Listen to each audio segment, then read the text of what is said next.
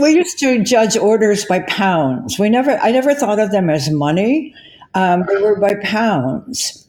And a pepper stock order to all the different locations was in tons.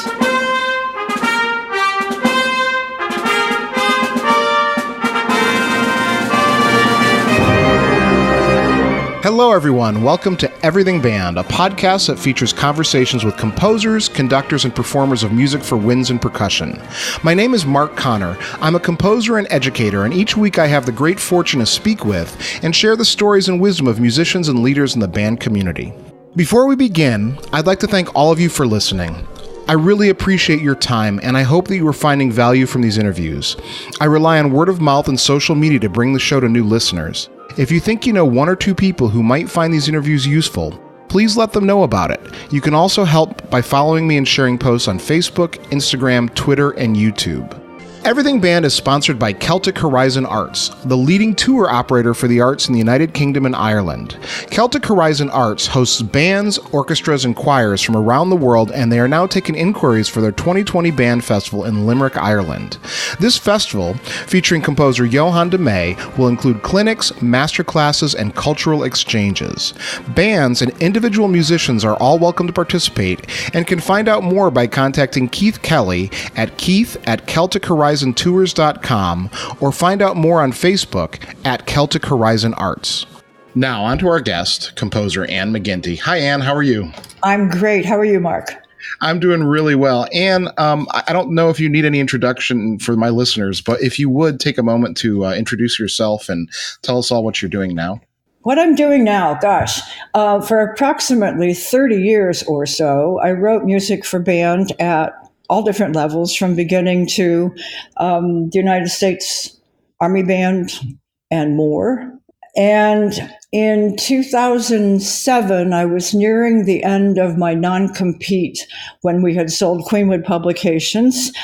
And every year we recorded in Los Angeles using professional studio musicians. And the tuba player was just out of sight, wonderful player. And after the session was over for the day, he came up and we had a little routine. He would always say, "I love your music." And I would go, "I love your playing." And we did that. And that particular year, he said, "Would you write me a piece for my CD?" And I ended up writing 3 pieces for his CD and found a whole bunch of notes that I didn't know were inside that wanted out. And I was getting a little tired. I wouldn't say worn out or brain dead or anything, but a little tired of band music because it wasn't my company anymore, and the new owner was not as enthusiastic about our catalog as I was, of course. And so I started writing and then publishing chamber music and Christmas music for woodwinds and brass. So I'm pretty much sticking with the band instruments and have some terrific writers and my own online publishing company, McGintymusic.com. And I have a good time. So that's what I'm doing. So, Anne, could you tell the listeners how you got started in music, your background? Gosh, I wanted to play flute, and heaven only knows why I wanted to play flute. And my older brother picked that thing up and made a sound, and I couldn't. And I just kept doing it. And by high school, well, junior high actually, but high school, I knew that I wanted to major in music. I didn't know, I have no idea what I wanted to do. But I was encouraged. My band director was amazing. I stayed in touch with this man until he died. He also introduced me to Don McGinnis at Ohio State. And when I was 16, that man gave me encouragement that saw me through the next 50 years or so, because he believed in me, and I needed those people to believe in me. And the band room was like my safe place, and the band was my family. And this is what I wanted to do. But I didn't know what I was going to do in music, but I knew that I had to be in music somehow.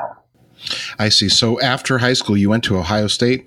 I went to Ohio State for 1 year. As a freshman, I made Don McGinnis's concert band. Oh my God, they were so good. And I dropped out because I didn't know what to do. In high school, well, from about the 8th grade on, I was this music math person. I was always doing math contests as well as music contests. And there I was at Ohio State taking advanced calculus in a room full of engineering guys. And I'm going, oh, I don't think I belong here. But I also wasn't sure I belonged at the music school. I wasn't sure what I wanted to do, so I quit. I see. And so how'd you get back in? Well, unfortunately, I was blessed with some poorly constructed knees and needed multiple surgeries, and ended up in Pittsburgh because that's where I wanted to end up. And so that I could study, when I could walk, I could study with Bernie Goldberg, who was principal flute of the Pittsburgh Symphony. Prior to that, I had moved to Arizona and bravely at age, 21 or something, went to audition for the symphony, and they said, oh my gosh, I'm so sorry, contracts were just signed. And they called me the next year, and of course I hadn't played much at all, and asked me to come in again and audition. And lo and behold, this poor little girl made principal flute, and the first concert had deafness. It was terrifying. I did that 3 years, and I knew in my heart that my nervous system wasn't cut out for orchestral playing, but it was fun. I had a good time. They took a real chance on this kid, and my nervous system just never, ever could have hacked the life of that. So then it was after that I went back to school and got a bachelor's and master's in flute performance with they didn't call it a minor, but the minor would have been theory. So I want to talk about this orchestra job that you had. So you were in your early 20s, 21, 22? Oh, yeah. And you took an audition, and then a year later you took it again and were hired? Yes, as principal. And this was the Tuscon Symphony? Yes. That must have been something as a young woman. It was fun. I mean, the people were amazing, and a lot of them are still there. I had to leave because you can't go from kid wonder in the symphony to whatever.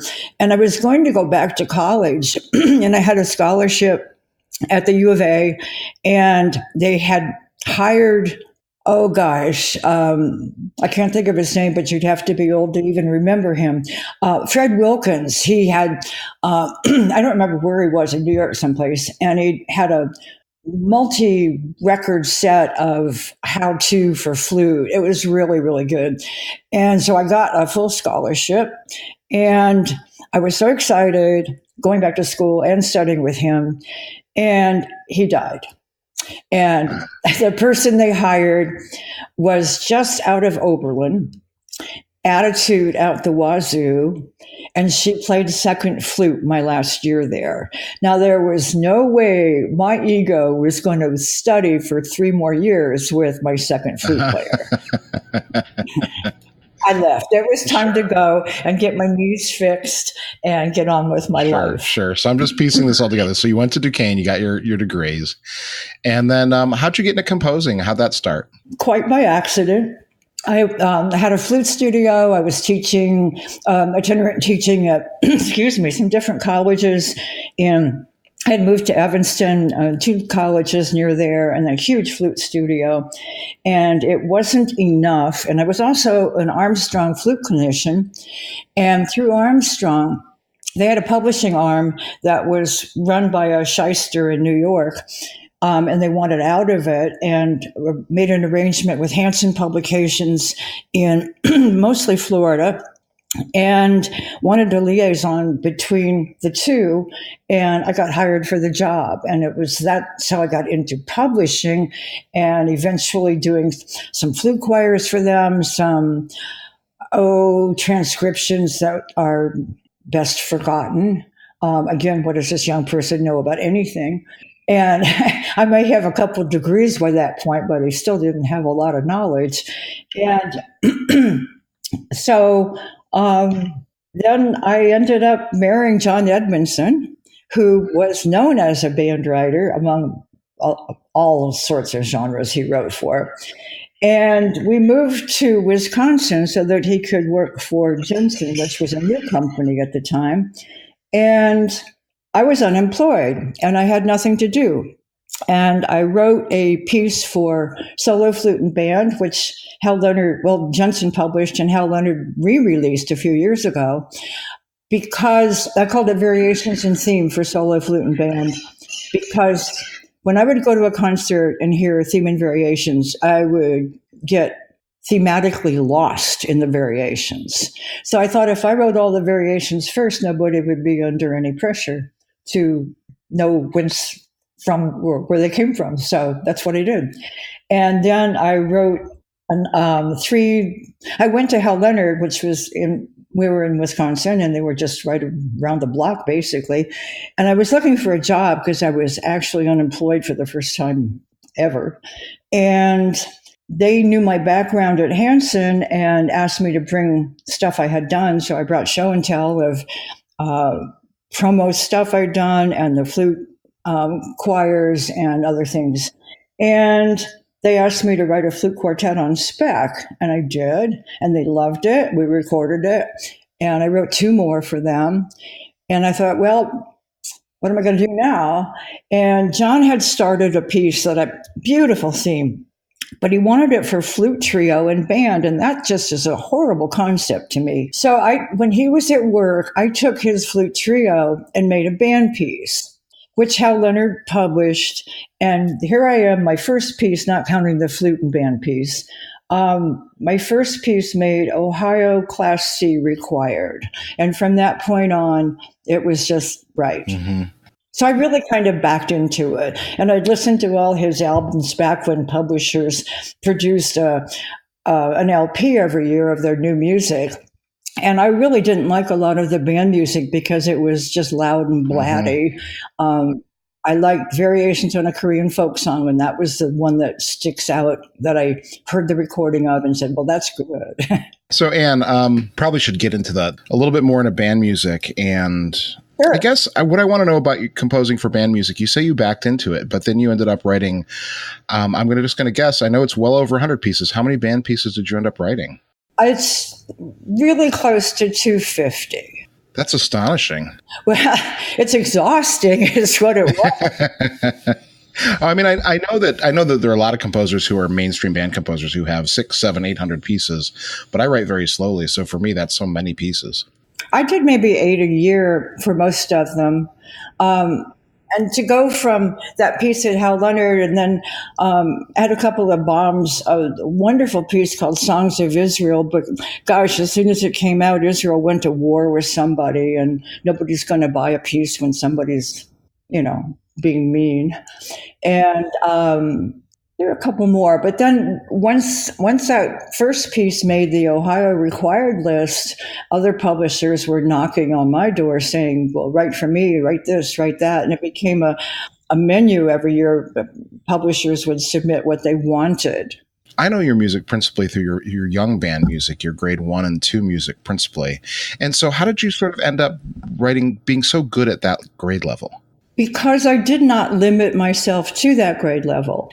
When I started a piece, I started with a grade level with a series. For us, it was a series where we had actual guidelines for them. I started with a series in mind. I never took a grade 3 and watered it down to become a 1. Right. Which sounds like watered down. But I also got to expand my chops by writing harder things. So there was always a sense of balance.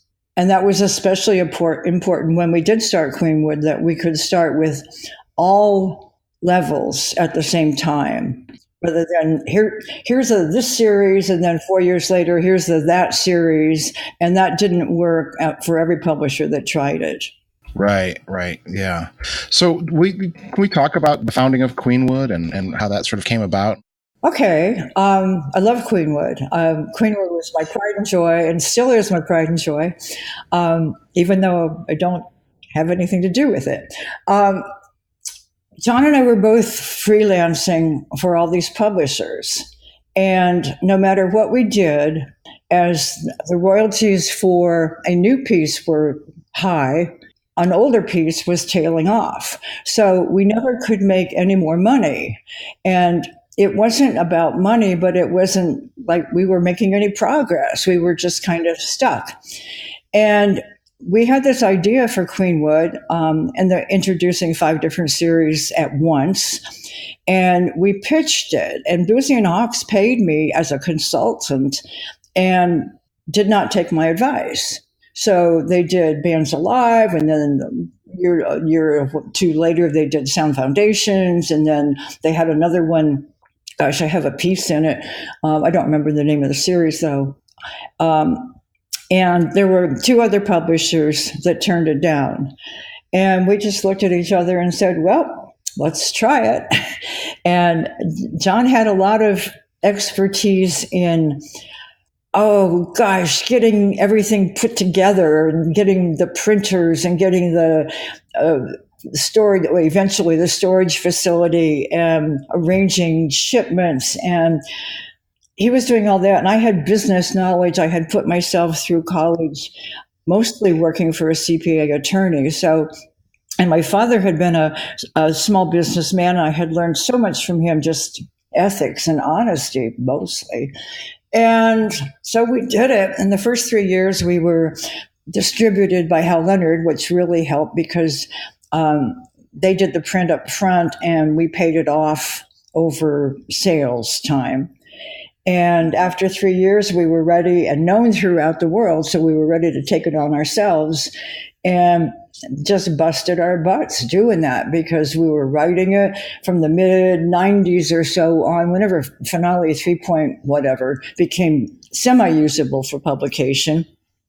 And which was exactly the same time that all the Koreans went out of business because all the music prior to then was engraved in Korea. And so we were just literally doing it all and included lifting tons and tons and tons of music. To give you an idea, when we sold in 2002, there were 20 tons of music and shelving in the warehouse and 10 tons of music and shelving in my house garage. Wow. 10 tons is 13 pallets and fills an entire semi. I filled 3 semis with Queenwood. So that's really incredible. So one of the things I talk about with some of the composers that I have on the show, and nowadays there are some composers that I've had on that are self-published. Everything is done themselves, and they talk about trying to fill orders and make that all happen. But you and John were doing that on a scale that is sort of many times that. Crazy, just absolutely crazy. We had a terrific printer who was most gracious in being aware of the fact that the new music went out in May and the money didn't start coming in until August. And he was just really gracious and about all of that. And we always paid him in full, but others wouldn't have been that good. But it was fun. It was so hands-on. I mean, and every time we tried to hire someone, there was nothing that person could really do that would save us from much work. Right. So, Anne, that's incredible. You hit now, if I know correctly, you had about a 15-year run with Queenwood? Oh, something like that. So when in the end, if you don't mind me asking, what sort of prompted the sale? How did that all come to an end for you? Age. And John was a lot older. John died a year ago, December. And he was 12, 13 years older than me. And he thought he had reached a point where he deserved to have a life. And I agreed with him. And he wanted to go back to Florida. And we got divorced and sold the company all within a 6-month period or so. And it was all very amicable. We were friends right up until he died. I forgot your question. I was just going to ask you sort of how it came to an end. Oh, well, that was part of it. And then it's very hard on the body to lift all that music and put it in cartons and put it on the hand truck for UPS and on and on and on. good exercise. But I thought that maybe there would be a lot to happen after Queenwood. I felt secure in what we had done.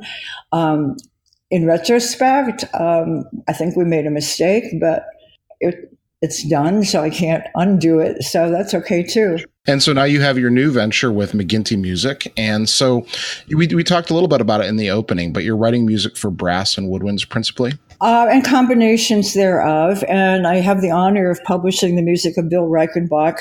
Look at his bio on my website. It is so out of date. The guy's probably recorded thousands of CDs as bass trombone, jazz mostly. And he's played well over 1,000 movie orchestras. He's like first call for any movie.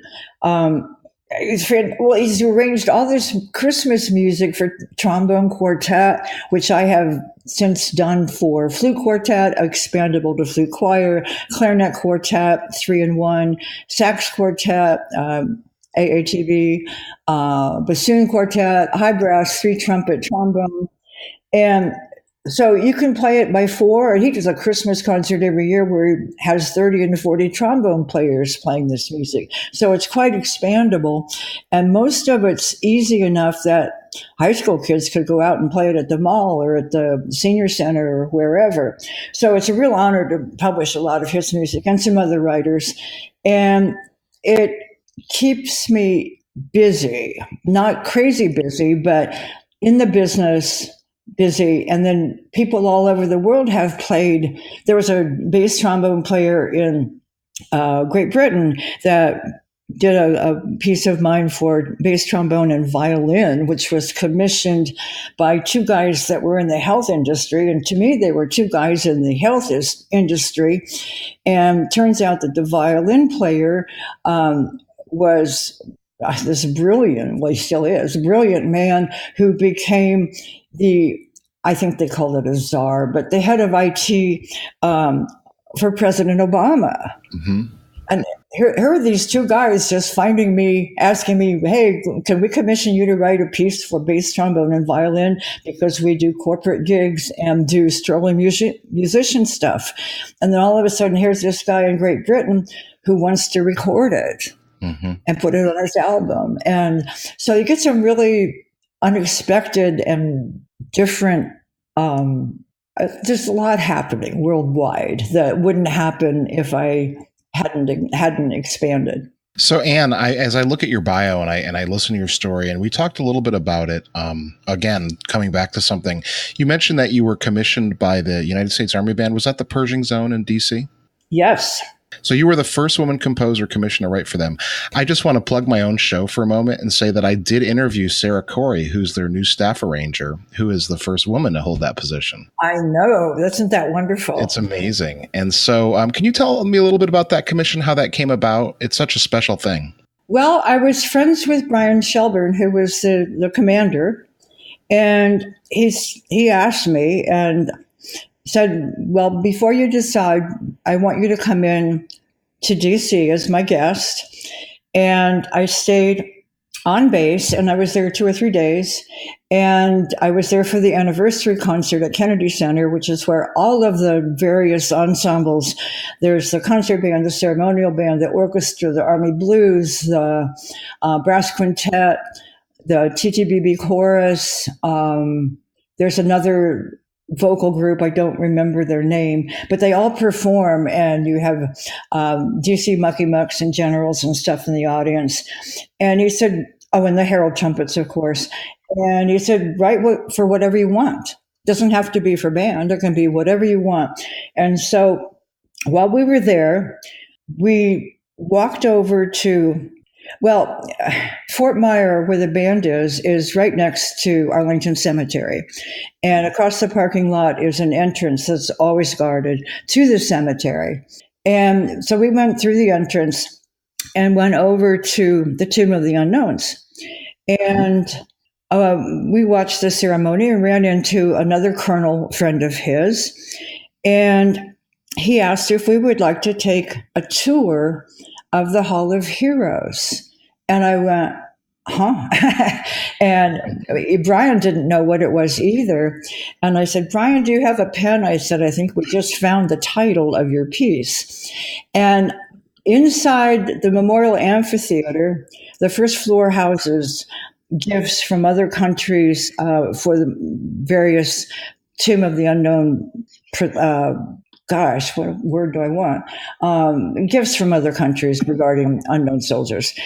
And on the bottom is where the soldiers live that are the tomb guards, which is another specialty. And we walked up these stairs. This is not open to the public. And if you search Hall of Heroes on Google, you will get something at the Pentagon. So this is totally unknown.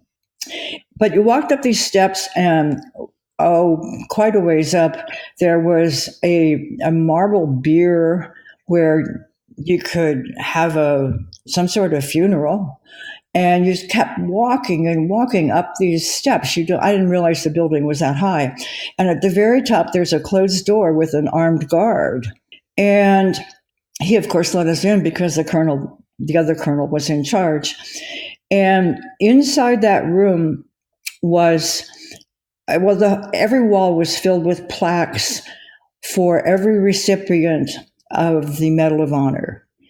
And there was one woman, they thought maybe she didn't deserve it because she was a nurse, and there was a whole bunch of flap about it many years ago. But a lot of them were musicians. And you can read stories about the recipients of the Medal of Honor. My favorite was a bugle player who they were so outnumbered, and he ran far to the left and played the charge, and he ran far to the right and played the charge, and did it again from the middle. And the enemy thought they were outnumbered, and the good guys won. That's the short version. But there are a lot of stories like that. But right inside there is a plaque with words by Audie Murphy, and who's also buried right outside. And it was his words I used in the piece because I added the men's chorus with TTBB 28 voice chorus. It begins alone and far removed from earthly cares, and it's short, it's sweet, it's wow. And we did two premieres. We did one at the base, and we did one for the National MENC in Washington that year. And I guess conducted both performances. And I also added in part of a tune called Soldier Boy from World War I, and My Country 'Tis of Thee in a different meter with the chorus. And there were people crying afterward. It was so emotional. At moments like that just, they never go away. They're always there. From there, I went on, and the next year I did a commission for West Point's bicentennial. And if you think of the composers like Morton Gould who did the bicentennial, or Sesqui or what, I don't know whatever. But that was huge. And also did another Army Band commission it was then called Continental Army Band, and then became the Tradoc Band. So, Anne, you talked about some commissions. Are you still writing? Yes. Do you take many commissions? I know you don't do any band music anymore, but are you still taking commissions for things? I do. I just finished one. It was actually for flute choir, and it was commissioned by a blind flute player who was an attorney for his wife. And it was the first love story anybody's ever asked me to do. And it was based on three little ditties they sing to each other in the mornings. And gosh, you get to meet these people. With all the commissions, there's so much involvement. And they become part of your lives pretty much forever and ever. It's true for almost all of the band commissions as well. Do you have any advice for young composers that you might give? I have a lot of advice for young composers. Your best friend is delete. It used to be the eraser, but the mark of a really good composer is they don't think it's ever good enough. And they just keep going and going. And if it's not good enough, it cannot be salvaged. I tried putting those rejects back in the days of manuscript paper, putting them away I could fix this. Well, you can't fix it if it's not worth, if you can't make it go, it's just not going to go ever, ever, ever. So I think they should consider why they're writing it. If it's not a commission and there's not a definite reason, then why are you writing it? You are one fish in an ocean. And even back when I was still writing for band, there were hundreds of pieces released every year, and no one has the time to listen to all that or look at all the scores or anything. And if you're out there swimming alone, you have to have a reason. I would caution band directors to ask not what's new. It's, what's new? Don't ask what's new, ask what's good. Because of the 250 or so pieces I wrote, I could probably do 2 more publishing companies based on the pieces you've never heard of. Sure. And are they any less important? But if we were doing 8 pieces in the beginning band series and you bought 2, that's good. But there's 6 pieces you've never heard. Mm-hmm. Sure. And it's true of everybody. I think young composers should be careful of the give me money, go fund me approach. If someone wants to commission you, that's a whole nother story, which we probably should talk about what you should ask. But I think what I'm seeing, there's a lot of talent out there now, and we seem to have passed the what I call the boom crash era, where melodies were non-existent. And yes, percussion instruments are musical instruments, but if it's all about noise, boom crash.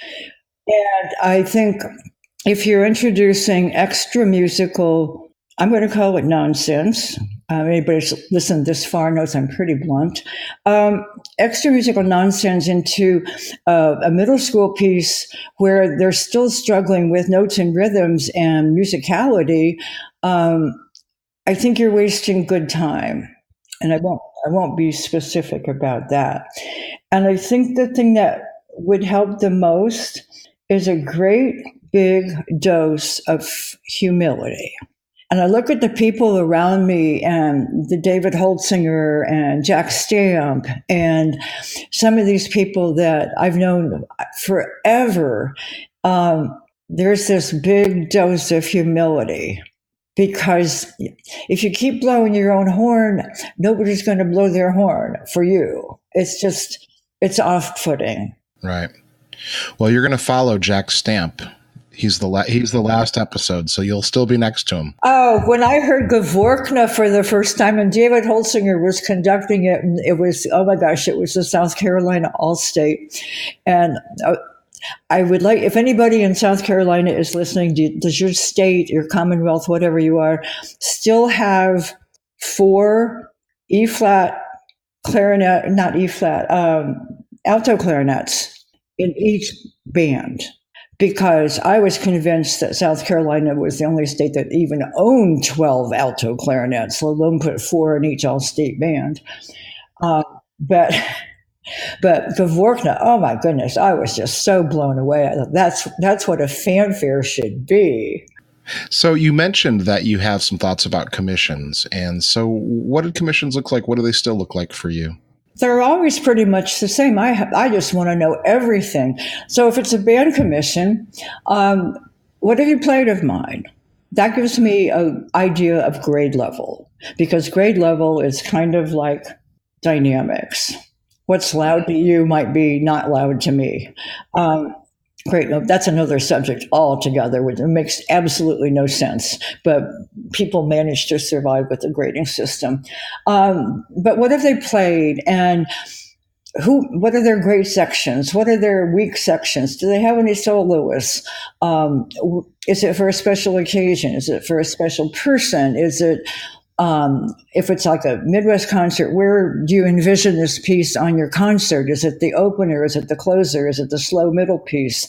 You got to have an idea of what they want from you before you just start writing what you want to write for them. And no matter what the answers are to the questions, you still got basic things in that grade level that may need to be addressed. If you're in the grade, well, what would be Queenwood, beginning, developing, maybe even to the young band, there are so few bands under high school age that can play a dotted quarter eighth, period.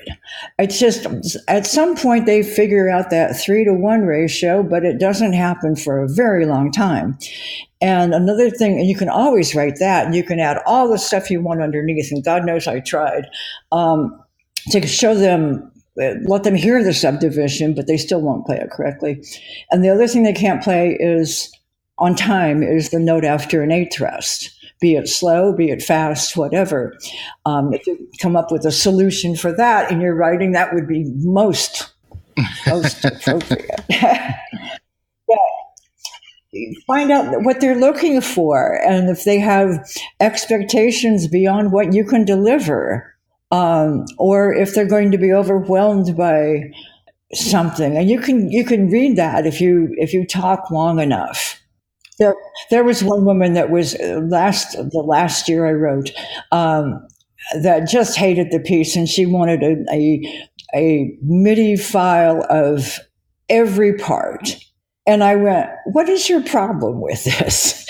And she said, "Well, there's just no way I can teach this piece." And I said, "Tell you what, I'm not a band director. I'll come in for 10 minutes. This is Michigan. I'll come in for 10 minutes and teach that rhythm to everyone on a B flat by rote. And there you go. It's the same rhythm, different notes. Hello." But she was overwhelmed, and she, I think, hated the piece too. So, oh well. Yeah, my grandmother used to say that's why there's so many ribbons on the ribbon counter. That's true. She was of a different era. I'd like to take a short break from our episode to invite you to listen to my music at markjconner.com. I am always seeking opportunities for collaboration. If you are interested in commissioning a new piece of music for me, having me work with your students in person or via Skype, or to just say hello, please drop me a line at markjconner@gmail.com or through the contact form on my website. So, Anne, where do you draw the line between healthy and unhealthy competition in music? The amount of time preparing. If you spend an entire semester preparing a contest piece, you have just wasted that semester. The best use of contests for junior high, middle school kids is after the big contest, and you prepare, maybe mention something else in a pop tune, and go to a amusement park, and you play, and you may get a trophy, but you get to play around the rest of the day with your family. And that's fun. That's a good use of time. But to spend the whole semester, well, it's the same thing working on a marching band show. Give me a break. What have you accomplished? Anyway, next. So, Anne, how do you achieve work-life balance? I'm at an age where I get to do what I want when I want to do it. So if I'm hungry, I eat. If I'm tired, I go to bed. If I want to write, it doesn't matter what time it is. I do what I want. It's a really great place to be. Do you have advice for maybe a band director out there who struggles with work-life balance? I would take time for yourself. Take time to clear your head.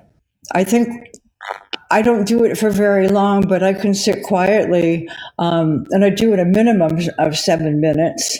And that doesn't sound like much, and it isn't much, but just stop the world for minutes every day and take note of where I am and who I am, and my feet are touching the floor, and my butt's on the chair, and feel the air conditioner on my arm, and just awareness of who I am and where I am. 7 minutes, that works for me.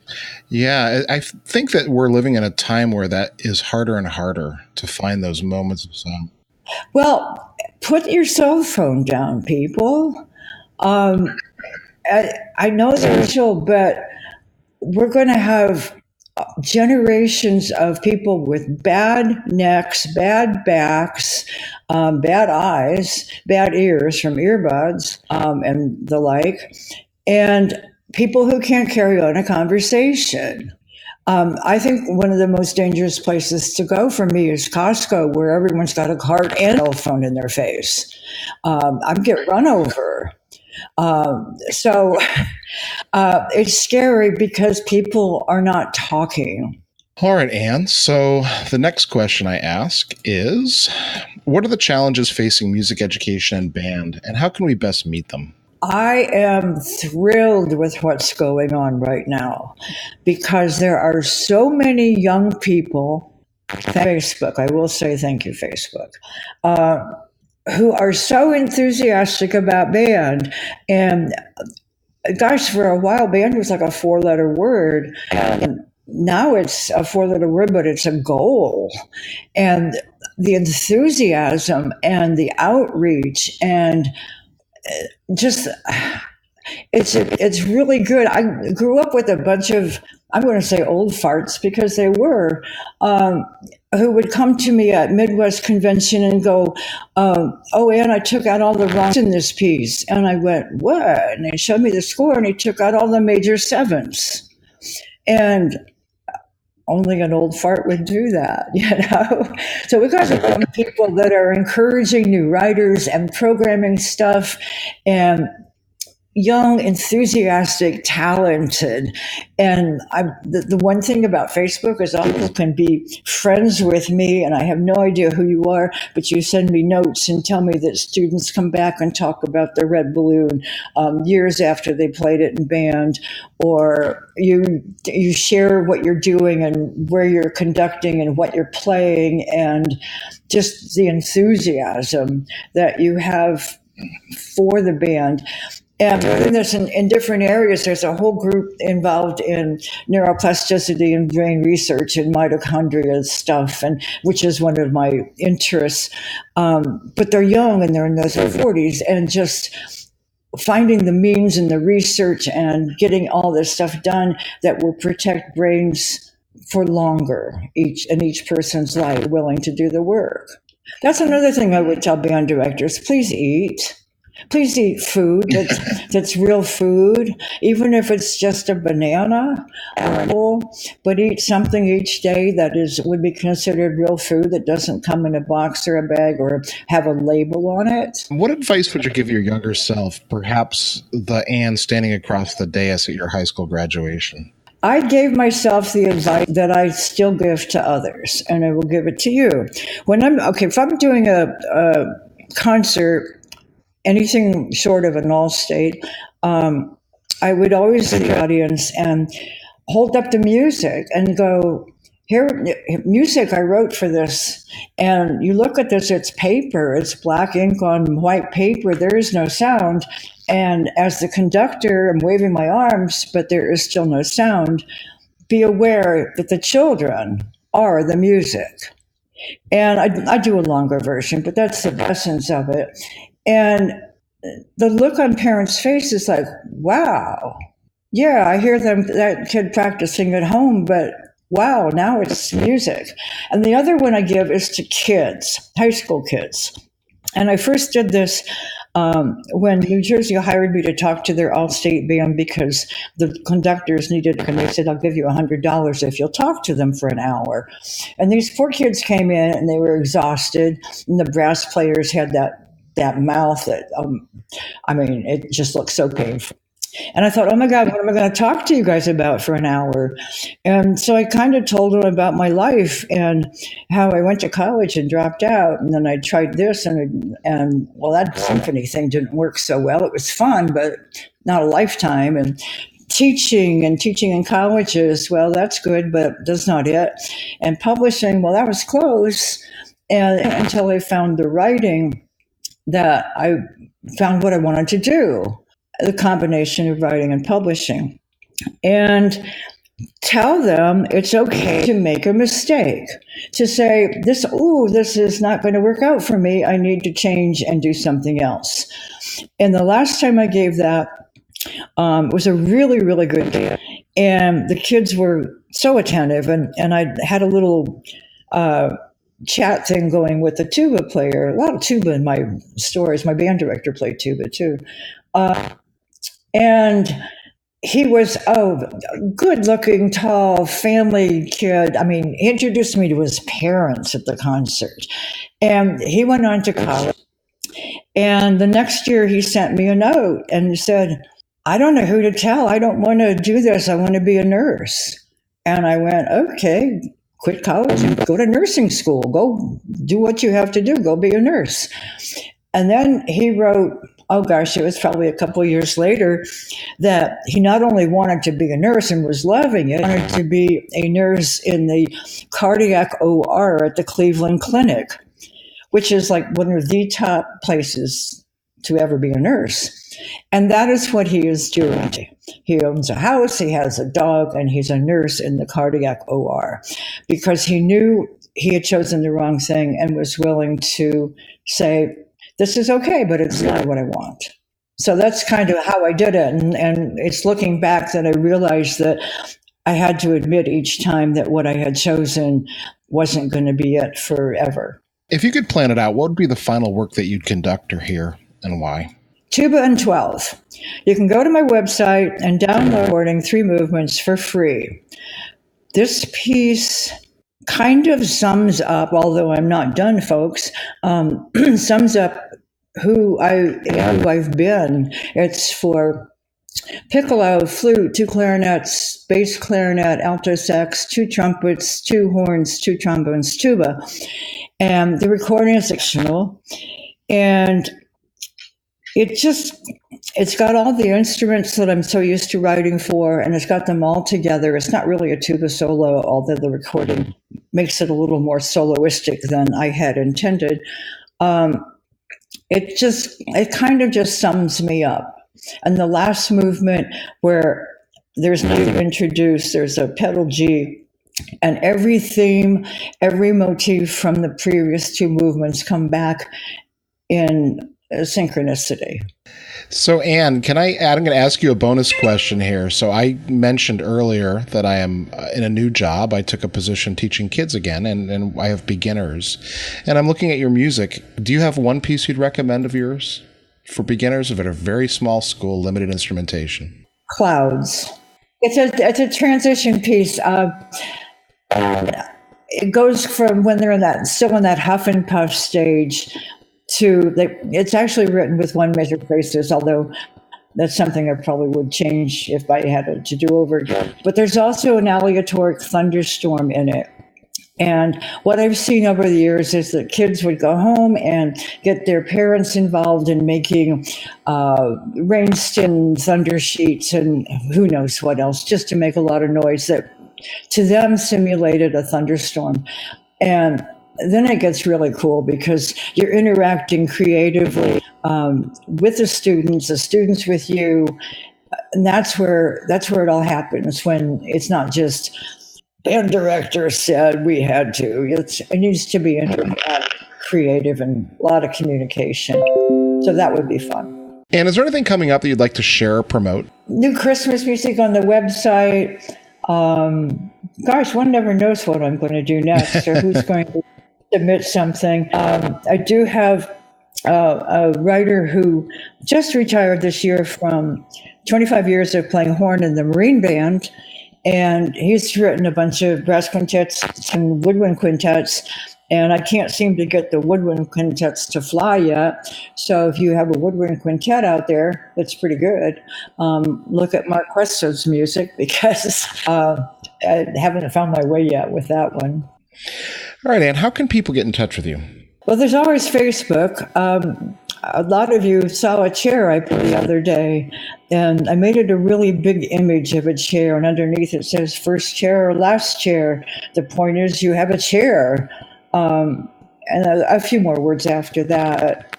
Make the most of it, make music. And that found its way to maybe 800 or so band directors around the Facebook world.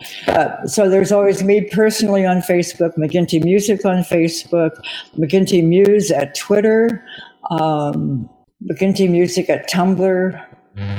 What am I missing? My name at LinkedIn. So, Anne, is there anything that we didn't mention that you'd like to talk about?